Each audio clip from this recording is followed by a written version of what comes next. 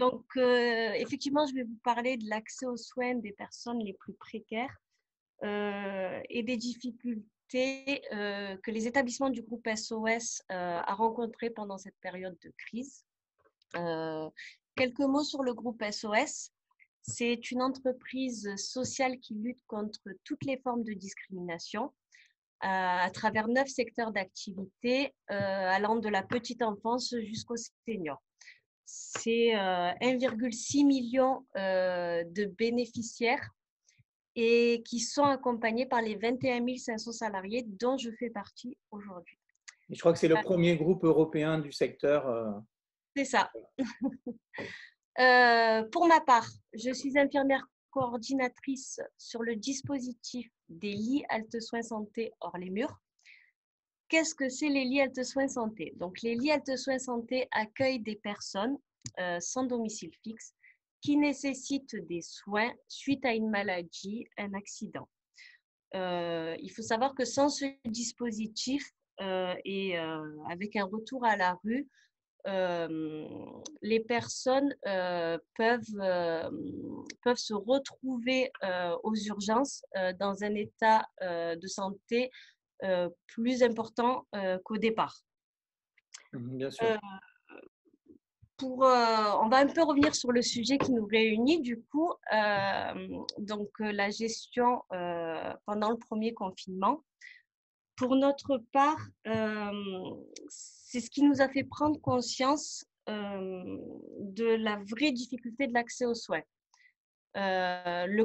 Pour nous, ça a été vraiment le cloisonnement des établissements médico-sociaux qui empêchait les personnes d'accéder aux soins. Par exemple, si vous n'étiez pas une personne atteinte du Covid ou si vous ne nécessitez pas de soins d'urgence ou qui requièrent une nécessité vitale, vous ne pouviez pas être pris en charge au niveau hospitalier. Ça a été un premier constat. De même pour la médecine de ville. Effectivement, au niveau de la médecine de ville, que je ne vous dise pas de bêtises, il était quasiment impossible de pouvoir réaliser des consultations auprès de médecins de ville, puisque tout simplement, ces consultations se faisaient par visio. Donc là, la fracture numérique au niveau du public SDF, on est complètement dedans, et d'autant plus que ce sont des personnes qui ne sont pas forcément à l'aise devant un écran. Ça a été un second constat pendant cette première période de confinement,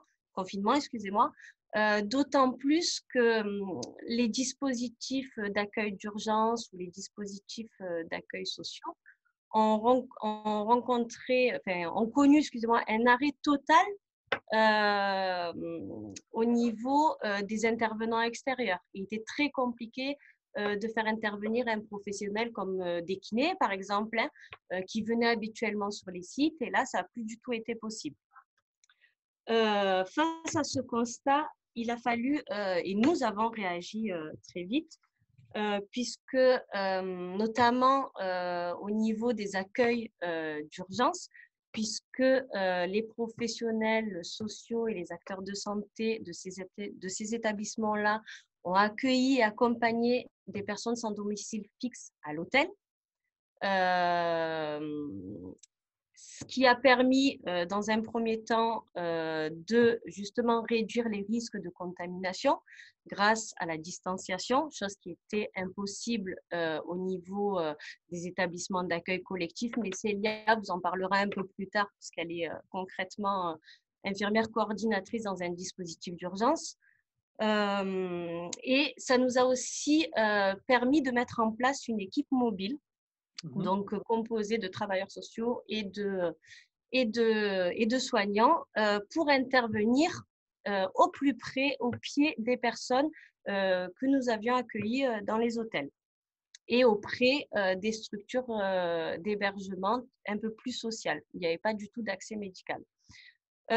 Cet accès a permis, cette équipe mobile a permis de soigner directement les personnes au pied, au plus près, déjà en réalisant des dépistages, chose qui est impossible sur ce public-là. Déjà, il est très difficile pour toutes les personnes d'accéder au dépistage.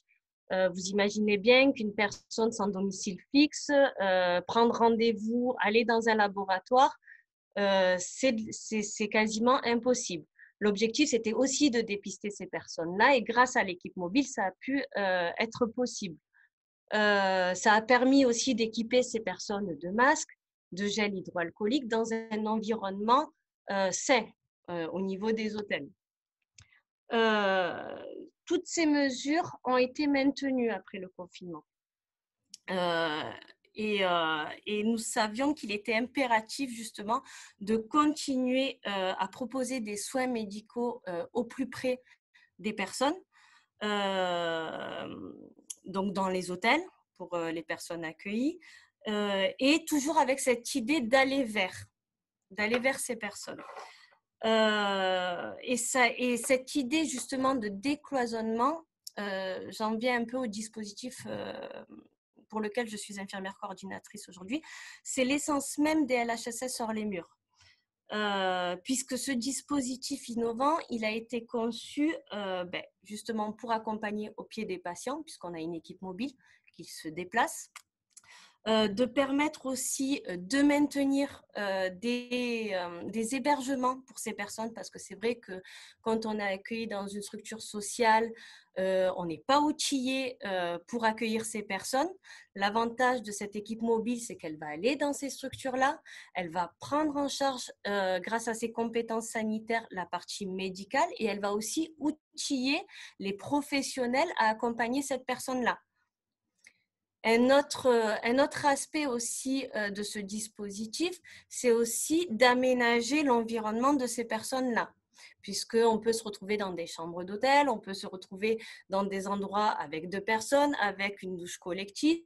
Et l'objectif, c'est d'améliorer l'environnement de ces personnes-là pour les maintenir justement dans l'hébergement. D'accord. Je vais être obligé de vous couper un peu parce qu'on est en retard. Donc aujourd'hui, il y a combien de lits de ce type et quel est l'objectif? Est-ce que vous voulez monter encore en nombre et dépasser la Alors, crise covidaire? effectivement, l'objectif, c'est vraiment de se recentrer sur le parcours de patient et de ne pas rester cloisonné à un établissement.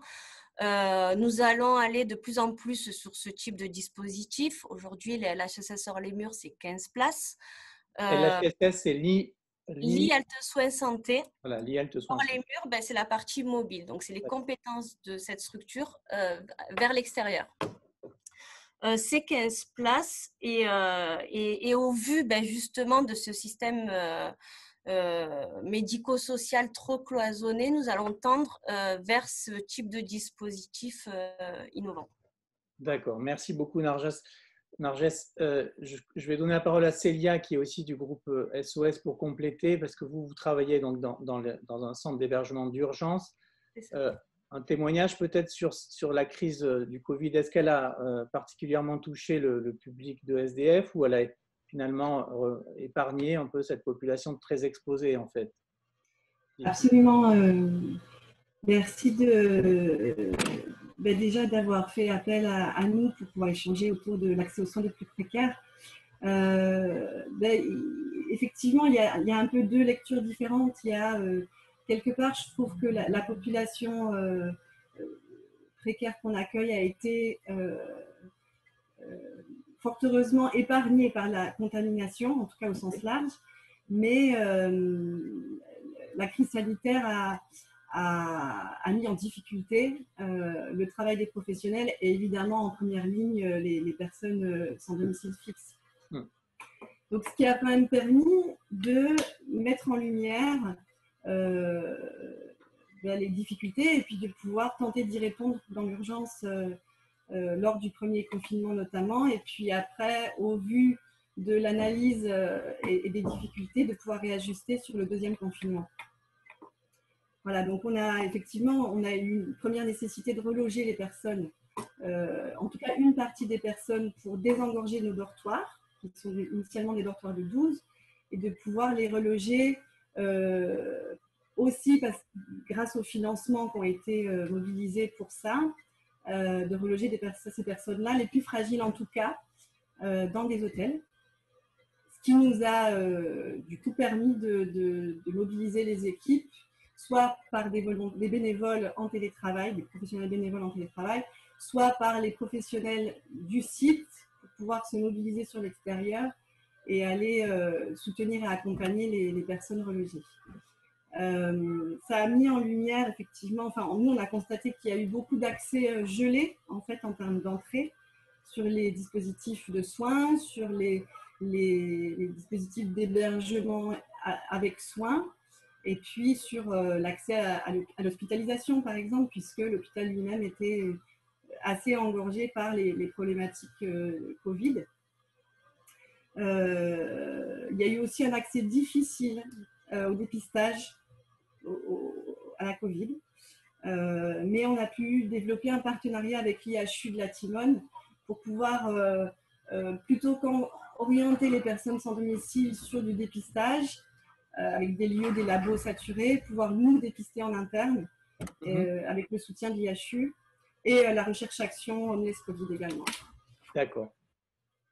Et puis, il y a eu un fort impact, juste pour finir, un fort impact sur la santé mentale et les consommations de produits. Du coup, ça nous a permis aussi de réfléchir dans l'urgence, mais aussi sur du plus long terme, à la nécessité de former particulièrement les équipes concernant l'addiction et la santé mentale. Merci beaucoup. Merci pour votre travail et pour tous les efforts que vous faites. Je pense que ça doit être compliqué, mais écoutez, on voit qu'il y a un écosystème qui se mobilise. Et voilà, avec des entreprises, des instituts hospitalo-universitaires, il y a quand même des acteurs qui sont solidaires entre eux. Et puis voilà. Effectivement, on a pu, nous, collaborer de manière progressive, sécure, et puis revoir nos pratiques au fur et à mesure avec une notion d'innovation et de création et d'improvisation sur le terrain. Et puis, à terme, effectivement, c'est repenser la question de l'accueil des personnes sur l'hébergement d'urgence dans le cadre d'une nouvelle épidémie, voire pandémie, qui met aussi en écho, qui parle aussi de l'accueil de la personne en termes de dignité et d'accueil humain.